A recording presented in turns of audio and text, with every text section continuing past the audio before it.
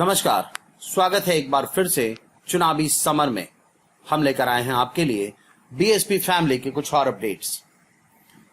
देश में लद्दाख में भारत और चीन के बीच स्थिति नाजुक बनी हुई है।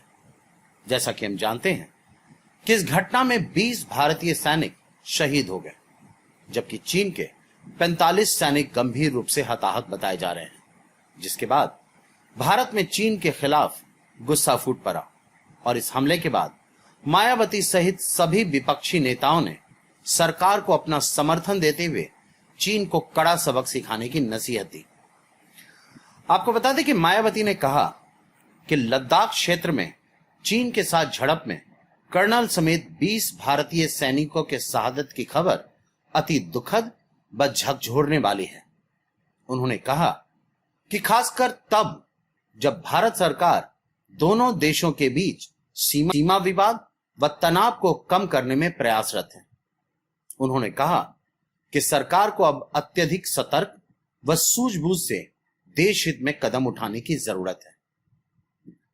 वहीं मायावती ने मोदी सरकार पर भरोसा जताते हुए कहा कि देश को विश्वास है कि भारत सरकार देश की आन बान व शान के हिसाब से सही समय पर सही फैसला लेगी व देश का 1 इंच जमीन भी किसी को भी हड़पने नहीं देगी।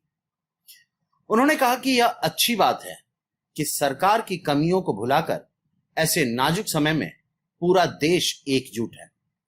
मायावती ने कहा कि ऐसे में अब सरकार को जनता की उम्मीद पर खरा उतरना है। इस तरह मायावती ने सरकार को अपना पूरा समर्थन दिया। दूसरी ओर अखिलेश यादव ने भी सरकार को पूरा साथ देने का भरोसा दिया। उन्होंने कहा कि चीन के हिंसक व्यवहार को देखते हुए भारत सरकार को सामरिक के साथ साथ आर्थिक जवाब भी देना चाहिए।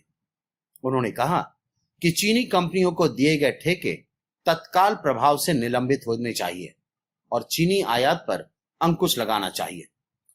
उन्होंने कहा कि सरकार के ऐसे किसी भी प्रयास में समाजवादी पार्टी देश हित में सरकार के साथ है।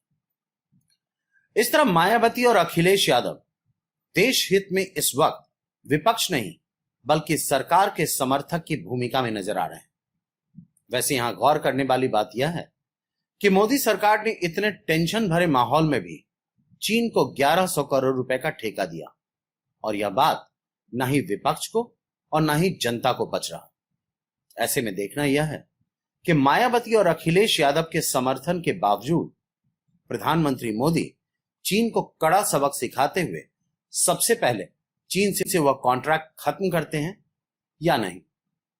हमारे साथ बने रहने के लिए आपका धन्यवाद। आप हमारे प्रोग्राम्स को todays.com पर भी देख सकते हैं और आप हमें टुडेज टीवी पर ट्वीट भी कर सकते हैं। Thank you.